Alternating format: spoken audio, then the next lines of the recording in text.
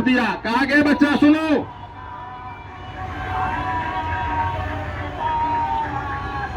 उसका जो कर्म था तो कर लिया, अब मेरा वचन सुनो, यह महात्मा का खून है, महात्मा का बलद है, ये अपने राज में नहीं रखे तो राज विनाश की तरफ चला जाएगा।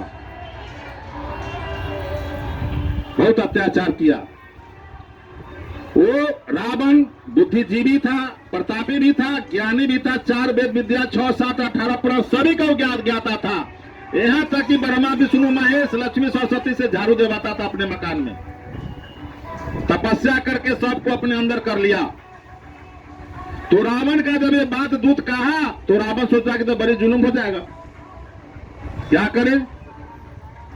जैसे हम लोग का शास्त्र में बताया जाता है, धर्म ग्रंथों में लिखा है कि वह खून घड़ा को मट्टी से बंद करके और सीतामढ़ी के में आके गाड़ दिया। जो पहले राजतंत्र था, राजा लोग राज करते थे, जनक जी का राज पड़ता था। अभी हम लोग का यहाँ तक गंडक तक ये मिथिला कहलाता है, हम लोग मिथिला में पढ़ते हैं। यहाँ जब गाड़ दिया गया वो निश्चिंत हो गया। यहाँ 12 बरस जब वर्षा नहीं हुआ ये मिथिला नगर में, तो राजा जनक भी तपस्वी थे। जो हम लोग क्रिया किए हैं वो भी संत महात्मा के शिष्य थे। भगवान ढोलक झाल बजाने से नहीं मिलेगा, भगवान घंटी डोलाने से नहीं मिलेगा, अंदर आपको साधना करे पड़ेगा। भीखा साहेब ने लिखे है कि भीखा भूखा कोई नहीं, सबके गठरी लाल, यानी जीवात्मा सबका छठा चक्र ज्ञान चक्षु यहाँ बैठा हुआ है मानव मात्र में। बाकी 83,99,999 जो भी जोनी है उसको तीसरा छठा चक्र पर जीवात्मा है, लेकिन उसको आकाश तत्व यानी बुद्धि नहीं है। ये पेड़ पौधा एक तत्व से बना, जो भी अंडा जब ये जो ढील जो है, चाहे बरसात में जो कीड़ा मकोड़ा उसमच कहा जाता है, 2 तत्व से बना। जो अंडा है, अंडा से जो प्राणी पैदा हुआ वो 3 तत्व से बना। जो चौपाया जानवर है वो 4 तत्व से बना। और मानव मात्र 84 लाख जोनी में मानव मात्र ऐसा एक जोनी है जो 5 तत्व से एक तत्व सबसे सिर्फ सर्वश्रेष्ठ इसके पास आया। तो इसको सोचने समझने के मालिक ने मेरे कहे कि यह नर नारायणी शरीर है। बहुत संत महात्मा ने भी कह के कहे यह मंदिर है। मुसलमान फकीर से जिस्मानी मस्जिद कहा। अब बताइए, मुर्गा काट के, बकरी काट के, खसी काट के इसमें डाले हैं, गाय काट के डाले हैं, भैंस काट के डालना है। अगर आपके हाथ से बनाया हुआ मंदिर मस्जिद में एक टुकड़ा अगर मांस के फेंक दिया जाए वह राइट हो जाएगा। अगर मस्जिद में फेंक दिया जाएगा मुसलमान कहेगा कि शुगर का मांस मैंने मस्जिद में फेंक दिया। अगर मंदिर में फेंक दिया जाए टुकड़ा मांस तो हिंदू भाई कहेंगे कि गाय का मांस हमारे मंदिर में फेंक दिया। बिना कहे सुने हुए कितना का सर कलम हो जाएगा। प्रेमियों, हमें बुद्धि हमारा कहां गया। ये अपने हाथ से कबीर साहब ने कहे कि काकर पत्थर जोड़ के मस्जिद लियो बनाए। ईटा पत्थर बालू सीमेंट सारे संसार का सामान समेट करके एक मस्जिद तुम गुंबद बना दिया और उस पर तुम एक लाउड स्पीकर लगा दिया। संसार को जना रहा है कि हम भक्ति करते हैं, खुदा का नाम लेते हैं। कबीर साहब ने कहा कि काकर पत्थर जोड़ के मस्जिद लियो बनाए, तापे चढ़ी मुल्ला बात पढ़े, का खुदा हुआ बहरा। अरे बेवकूफ, ये तो अंदर की आवाज को अंदर से आवाज सुनता है, तो माइक लगा के क्या चिल्ला के तुम सुना रहा है उसको। इसलिए तुम यह बहाना ढोंगेबाजी मत करो। उन्होंने कहा कि सब जीवों में खुदा का नूर है, सब जीवों में, यानी 84 लाख जो भी जोनियां बनी हुई है उस सब में, पेड़ पौधा सब में है।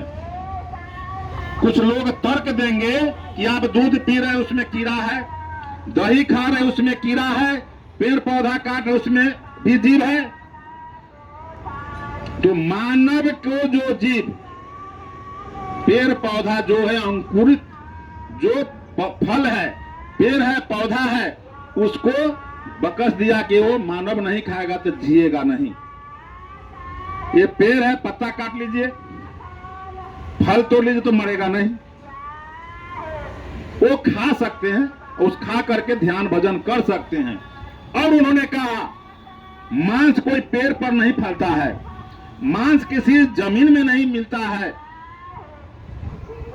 मांस तभी मिलेगा किसी असहाय जीव को काटेंगे, मारेंगे, तभी आपको मिलेगा। मारने के बाद प्रेमियों तो मुर्दा हो जाता है, मारने के बाद वो मुर्दा हो जाता है। उस मुर्दा को आप बड़े चाव से लाते हैं, खरीद के घर में अपने चूल्हा पर बनाते हैं, तेल मसाला दे के जीभ के चटकार के अपना खा लेते हैं। आप कभी विचार नहीं किए कि जब घर में कोई मरता है तो श्मशान ले जाते हैं,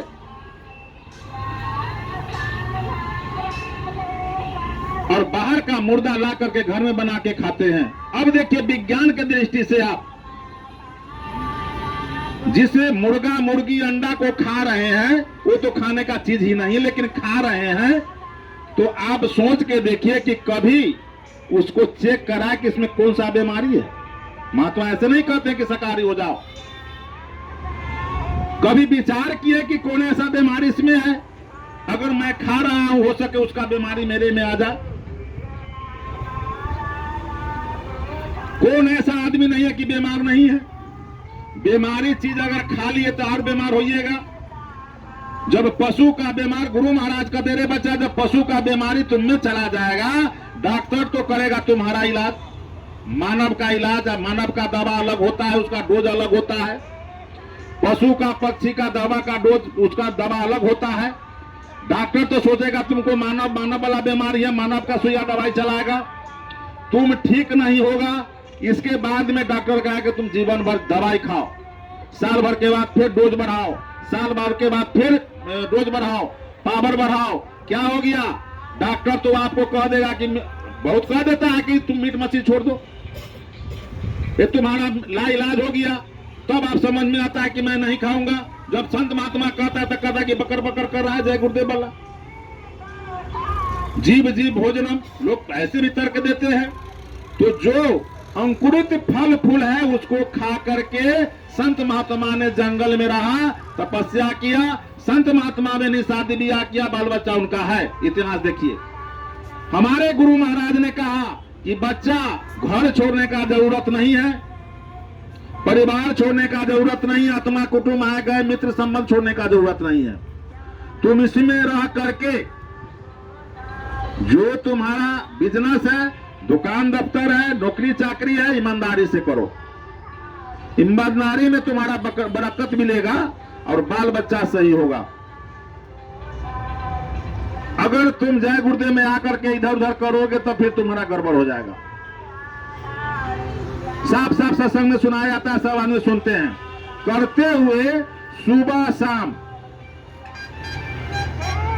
में सारा काम। बहुत लोग कहते हैं कि हमारे पास फुर्सत नहीं है, हम दुकान चलाते हैं, हम नौकरी करते हैं, चाकरी करते हैं, ये करते हैं, वो करते हैं, बहुत तरह की बात उन्होंने सुना देता। अगर उनका घर में बेटी का शादी हो, उनका घर में बेटा का शादी हो, उनका कोई सुख श्राद्ध हो, तो पूरे टाइम का टाइम है। लेकिन अगर सत्संग में जाना हो, सत्संग से आना हो, या सत्संग का बात सुनने के लिए समय नहीं है, सत्संग में जाने के लिए समय नहीं है। अपना अपना बुद्धि से अपना अपना वितर्क तर्क लोग निकालते रहते हैं। आप सोच के देखिए, जब आप अपना आपको प्रश्न काम आता है तो आप सारा समय है, ये अच्छा रास्ता पर जाना है, सत्संग में जाना है, सत्संग सुनना है और मालिक का वचन सुनना है, तो आपके पास समय नहीं है। ये आपका दोष, मेरा दोष नहीं है, ये काल का दोष है। जन्म जन्म मुनि जतन करावा, अंत समय मुख राम न आवा। खूब प्रयास हम लोग कर रहे हैं कि जय गुरुदेव हम हो गए, हम ऐसे करेंगे, हम ऐसे करेंगे, ये किया वो किया, दुनिया किया जहान किया, हर धर्म की बात कर रहे हैं। मैं जय गुरुदेव के हमारे सत्संग है, इसलिए मैं कह रहा हूं कि हर इंसान को भक्ति करने का अधिकार है, औरत हो या मर्द हो, मानव मात्र। तो हमें सोचना चाहिए कि जो करके आए 50 साल की उम्र हमको नहीं हुआ, 10-20 साल में हम क्या कर लेंगे। अरे उस पर कभी विश्वास करके समय दो। समय लो, देखो कहीं ना कहीं मालिक का दया हो जाए। अरे ना भी होगा, मालिक ने कहा कि तुम विश्वास करके तुम करते रहो, करत करत अभ्यास के जरू मति हो त सुजान, रसरी यावत जात है सिर पर परत निशान। एक मुलायम रस्सी से पत्थर कट जाता है, सोचने की बात है। एक मुलायम रस्सी से, जो हम लोग का कुआं में, अब तो कुआं है नहीं, वो शीशम का सारिल का पौठा दिया जाता था कि आदमी गिरे तो अंदर ना जाए, ऊपरे रह जाए, वो खींचते खींचते वो कट जाता है। मालिक ने कहा कि दिन रात तुम करते रहो, दर्शन का चिंता मत करना। अगर दर्शन देने का तुम लगेगा भविष्यवाणी करने, तुम लगेगा दुआ देने, लगेगा बदुआ देने। तुम जो कमाते हो ना, ऐसे कह कि मैं फारा में रखता हूं, समय आएगा तुमको दे देंगे। और कुछ गुरु भाई का दर्शन हुआ, अभी हैं हमारे गुरु भाई, अभी आपके घर में आएंगे, बता देंगे क्या है, आपका बाल बच्चा क्या है, अभी बता देंगे। जैसे हम लोग कर रहे हैं उस ढंग से वो भी कर रहे हैं। चटधारी या 10 गाड़ी भी दीजिएगा तो नहीं बोलेंगे, जो वो बात चढ़ के भी बोल दीजिएगा वो तो नहीं बोलेंगे, कुछ बोलेंगे ही नहीं। तो पहले शील और क्षमा, दया अंदर में, और धर्म, ये धर्म का 4 पाया है। ये चारों खंभा जब आपका मजबूत होगा तो उस पर आप मरैया टाटी ठाठ रखेंगे तो रुकेगा। यानी चारों चीज आपके अंदर में होगा तो धर्म, यानी जो कर रहे हैं गुरु महाराज जो बताए युक्ति, उस युक्ति का आपको फलित होना शुरू होगा, तो गिरेगा नहीं। ये 4 में से जब ये हटा दीजिएगा, 3 टांग पर रहेगा, गिर जाएगा। प्रेमियों, तो कहने का अर्थ ये है कि हमें जब गुरु, ये शरीर जब मिला आपका, बहुत भाग।